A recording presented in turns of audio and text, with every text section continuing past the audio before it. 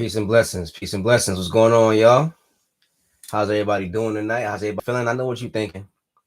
I know you're thinking, why is this dude wearing two pairs of sunglasses in a dark room and I'm wearing a sweater in the middle of August? Well, everything that I'm doing has either a literal or a symbolic significance. So let's start with the sweater. Yes, it's the middle of August, but we got the air conditioner on and it is cold as hell in this house. I don't know why I'm so cold. It's ridiculous. But yeah, I threw this sweater on real quick for the live stream. And also, why am I wearing two pairs of sunglasses? Well, it's easy because each pair of sunglasses has two lenses, and we're talking about four dimensions, four-dimensional map of human consciousness.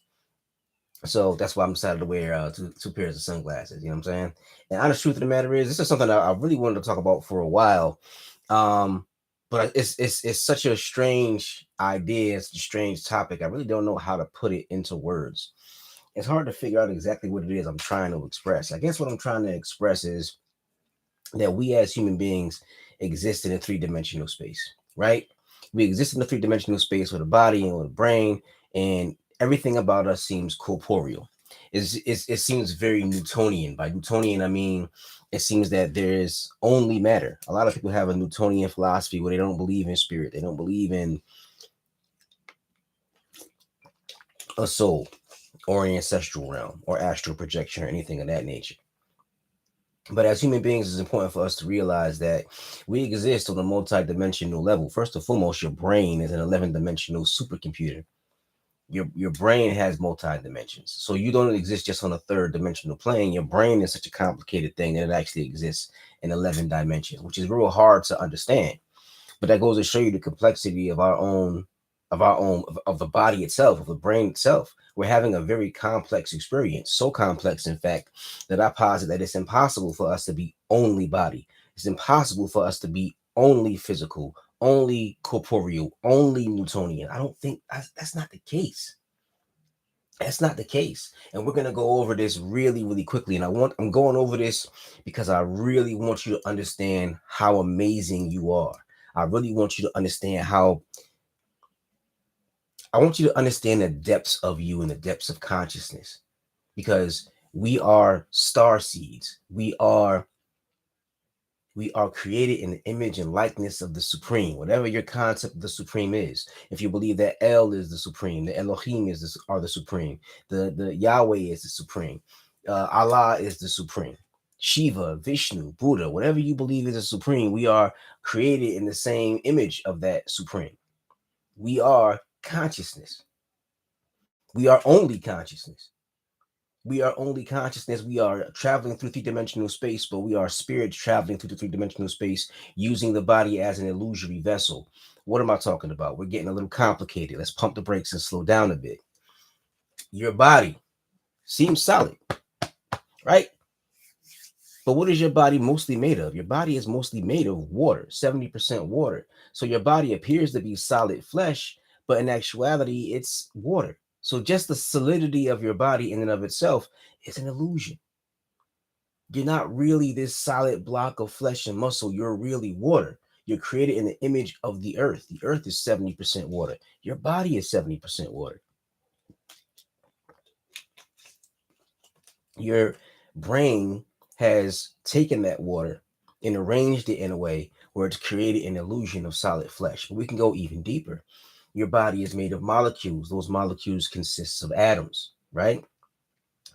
But when you see a diagram of an atom, there's a nucleus, right? There's a nucleus. There's electrons flying around the nucleus. The nucleus is the proton and the neutron, and then around that you'll see electrons. The electrons themselves are what they call a probability cloud, meaning that they can't quite calculate exactly where the electrons are, and some electrons seem to appear and disappear. They seem to go into and out of existence. So you have electrons that are literally traveling to other dimensions. They cease to exist and then they pop back into existence. So the very atoms that make up your body are illusory. The electrons are merely illusions. Somehow they manage to pop into and out of space and time. But let's go even deeper than that.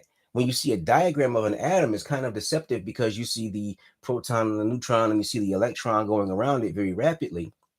However, that atom is mostly empty space. your body appears solid, and so we think of atoms as being these kind of solid, these solid components of reality, the solid building blocks of reality. But atoms are mostly empty space. Your body is mostly empty space. What does that mean? That means you're mostly not here. you you're living in this illusion. Your consciousness has created this illusion that you call a body in three-dimensional space. Why? Because your consciousness is beyond space and time. So in order to inhabit space and time, your consciousness has to use the body as a vessel, and it uses the vessel. It creates the brain, so give you executive function and give the ability to coordinate yourself in this space, and it gives you senses so that you can move and navigate this space. But at the same time, your consciousness is creating an illusion of your body. There is only consciousness. And when you say your body is mostly empty space and it is consciousness within it, keep in mind that consciousness is something that is beyond space and time. So it can't be weighed, it can't be measured. So it needs something that can be weighed and measured so it has a place to dwell in three-dimensional space. But consciousness itself exists beyond space and time. This is the four-dimensional map of the human consciousness. We're trying to understand the relation between consciousness and space and time. And I posit that consciousness creates space and time. It creates space and time the same way it creates the illusion of a body.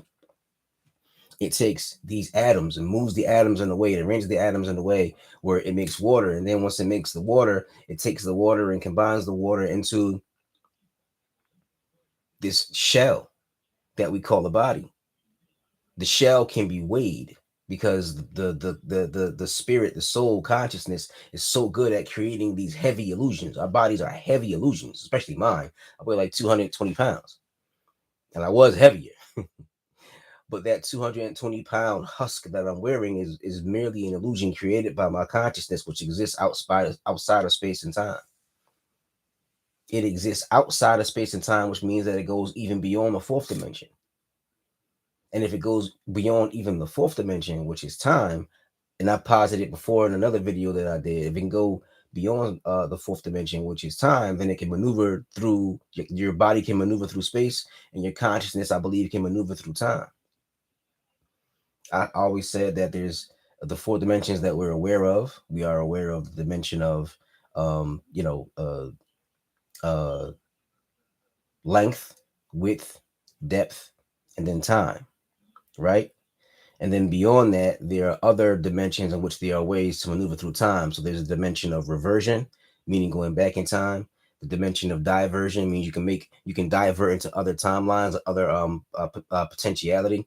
There's conversion where timelines can come together to create new timelines, and there's progression where you can go forward in time. And I've always said that prophets have the ability to travel forward through time, and that's how they're able to see into the future. And I believe that our consciousness can do that too once it's trained. That's what these spiritual systems are all about. They're really just about training your consciousness. We exist beyond space and time. We are more than just these bodies. How do I know that we're more than just these bodies? Well, because we are conscious. You can't find consciousness in the body. Where's the seat of consciousness in the body? We know that we're conscious. We know that we're aware. We know that we can create language. We can use technology to create all of these wonders. We can start wars. We can end wars. We can make love. We can have children. We can reproduce. Where is this happening? They're not sure where consciousness is happening in the brain or in the body. And there are some scientists who are beginning to think that consciousness doesn't exist within the body. As a matter of fact, in one of my meditation experiments I was doing years ago, I was doing a visualization meditation experiment where, I read an article that said that consciousness exists outside of the body. And I thought to myself, well, if consciousness exists outside of the body, how does it communicate to the body and control the body? And I thought to myself, well, imagine when I was a little kid, when I was a young kid, we would have these cars. The car would have a little antenna and you would have the remote control and you'd be able to drive the car around. Well, I believe consciousness kind of exists the same way. Consciousness is like the remote control sending the signal, and the signal hits the antenna, and then it can move the car in whatever direction that you want it to. So the question is, what is the antenna of the human body? And in this experiment, this visualization experiment, I imagine that the antenna for the human body, where consciousness can connect with the human body, is the vagus nerve. And I imagined the vagus nerve in my head just blooming like a flower of consciousness, and consciousness being sort of a torus of energy flowing around me. It hit the antenna of the vagus nerve and traveled through my body and activated the body, and that's what gave me life. And in the middle of that experiment, as I'm meditating and going into a deep meditation trance, I felt my body just start to shake. And then I visualized and I just saw my whole body just disintegrate and fall apart. And the only thing that was left was the flower of consciousness, or the vagus nerve. And I think that's one of those interesting celestial downloads. I think in the future they're going to realize, oh wow, the vagus nerve of the human body really is the antenna where consciousness enters into the body. And I was reading an article a couple of days ago that was talking about quantum entanglement. Quantum entanglement, scientists are starting to think that quantum entanglement has something to do with the role of consciousness and how consciousness exists within the body, or affects the body, because they were saying that consciousness exists outside of the body, and that it communicates with the body and controls the body through quantum entanglement. Now, for those who don't know, quantum entanglement is when scientists realize that you can have one particle here and another particle, and these particles will interact with one another, right? And they become entangled. And once they become entangled, you can separate the two particles. You can even put them on different sides of the universe, and they'll still be entangled. They'll still be communicating with one another. So if you have one particle that's spinning like this, and then you connect another particle to it, or entangle another particle to it, and it's spinning like this, then these particles will continue to do the exact same thing even in different spaces. And if you change what this particle is doing over here, the other particle will change according to what this particle is doing. So they're connected.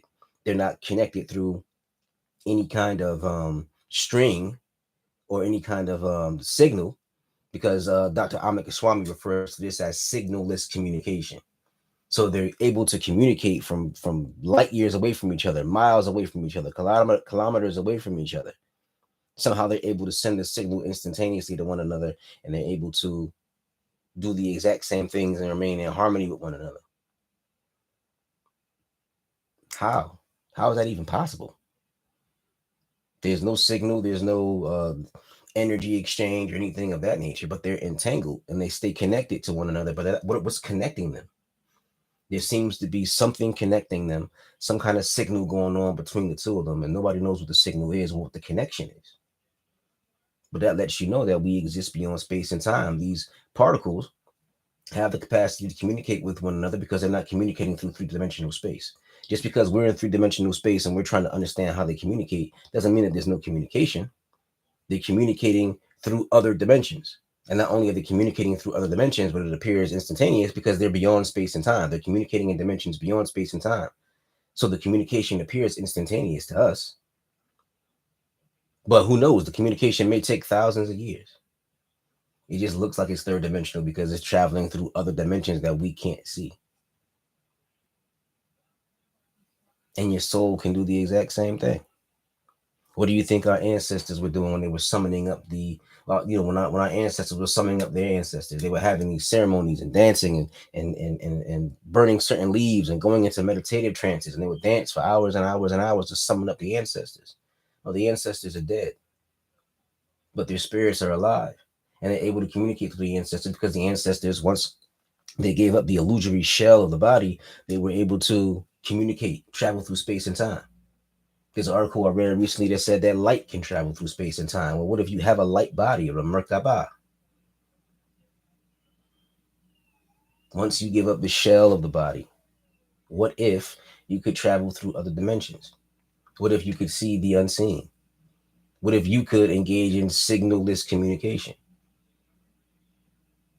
What if you could receive messages from the ancestors? Or what if you could travel through time? When you read books like Third Enoch and you see the angels taking Enoch on a journey through the various levels of heaven, imagine that happening. Is that possible? Are we able to journey to other realms? And I posit, yes, it's possible. We are able to travel through other realms. But when you talk about traveling to other realms, understand when you talk about the spirit realm, you're talking about something beyond space and time. So it's hard to comprehend. When I was in a meditative trance one day. I was in a meditation trance, and I was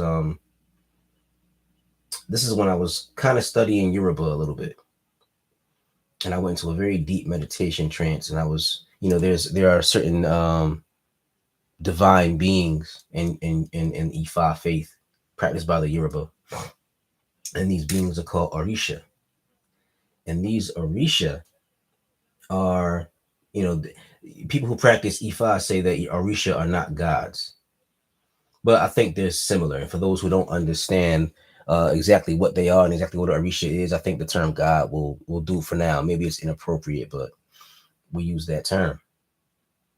And these Orisha um, had special abilities, and they govern certain aspects of existence. And I was in a meditation trance, and I realized that I was traveling, but I wasn't moving. I wasn't physically moving, and I wasn't traveling from one place to another, because the term place, it means space. And I was going beyond space and time in this journey, and I came to the realm of Ishu. I realized that I was in the realm of Ishu, but I wasn't physically moving anywhere. I wasn't traveling through a space. There was no place. This is a no place. This is a no place. But I was quote unquote there.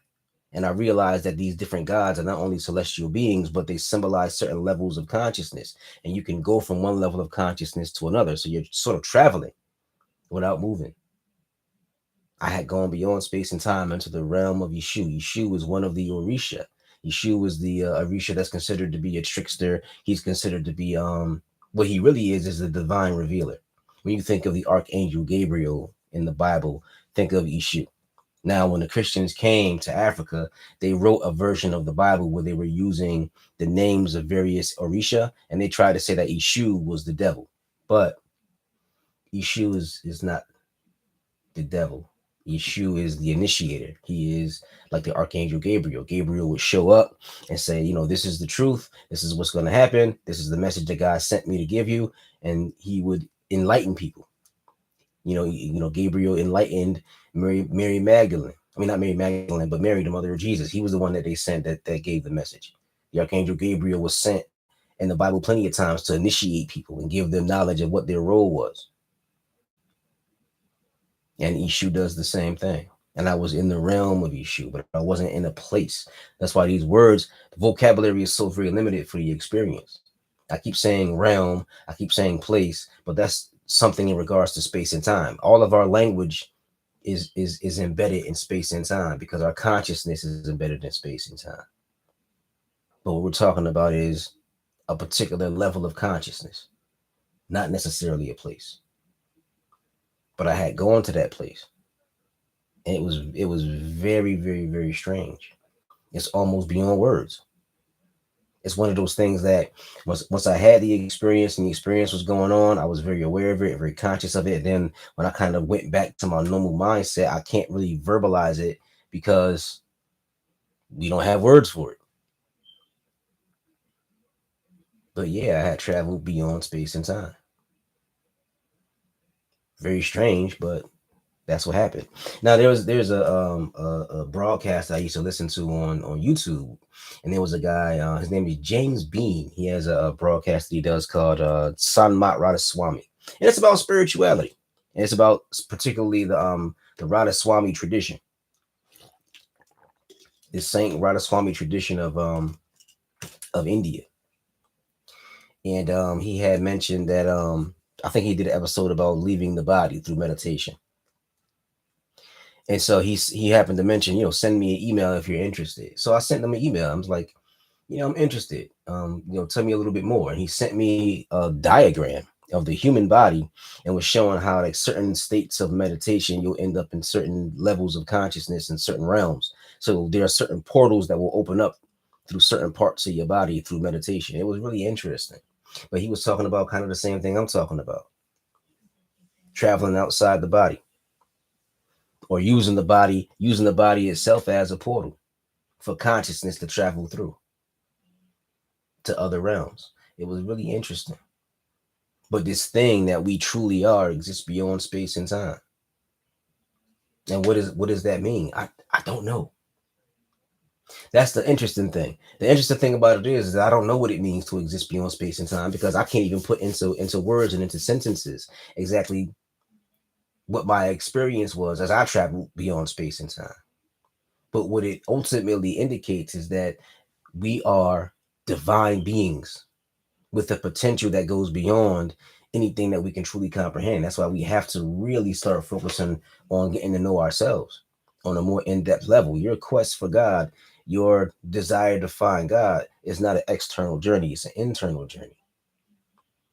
You got to start traveling and journeying within yourself so that you can find this thing that you have called God. You've given it a misnomer and call it God, but it's something beyond that. The term God is just a three-letter word that we utilize to try to translate the experience of something that is beyond our comprehension. But it doesn't have to be beyond our comprehension.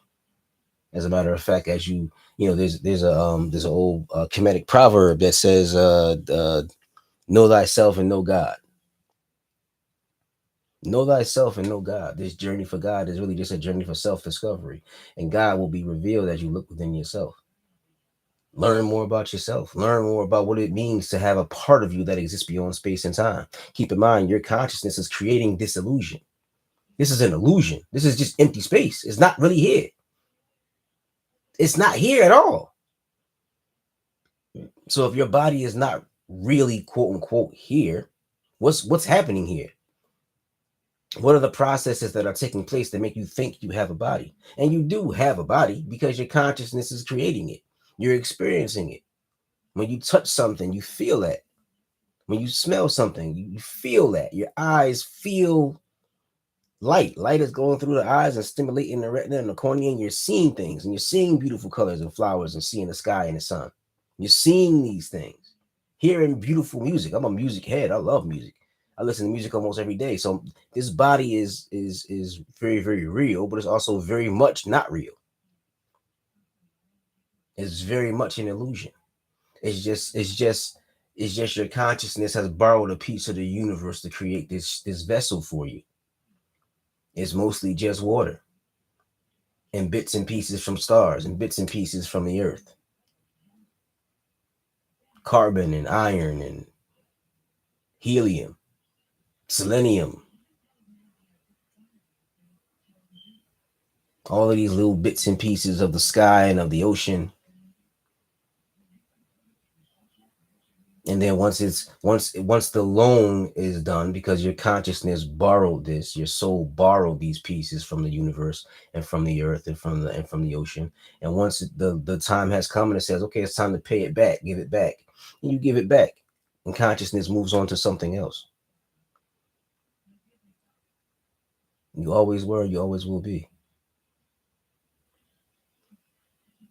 There was something I heard from a scientist where they said that immediately after the Big Bang, the universe was so hot, things were so hot that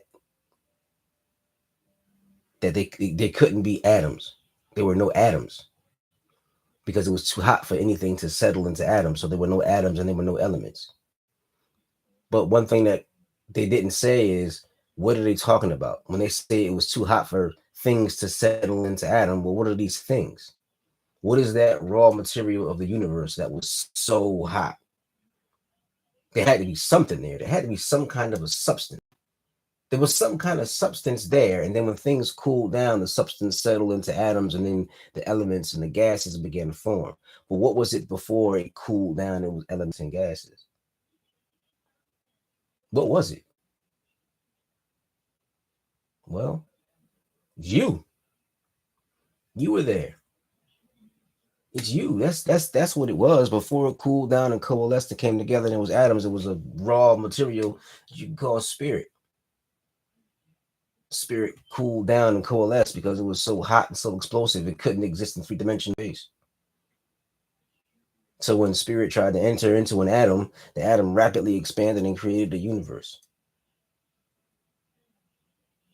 And then the spirit eventually cooled. And in Kabbalah, they teach that God made the universe from himself. And if God made the universe from himself and then made us from the universe, then we are God. It's a fascinating thing. A revelation is a fascinating thing when you realize exactly what's going on, what has happened, and is what is currently happening, currently occurring. You have something, a part of you that exists beyond space and time, that decided to create space and time so that it can create the illusion of a body so that it can enjoy a different level of existence. But you are infinite, and when you shut down you train the body and shut down the mind, you can tap into that. You can tap into the infinite part of you, the part of you that doesn't die, that part of you that's beyond space and time, the real you. Anyhow, yeah, it is what it is. Y'all have a good evening. Peace and blessings to y'all. I will see y'all tomorrow.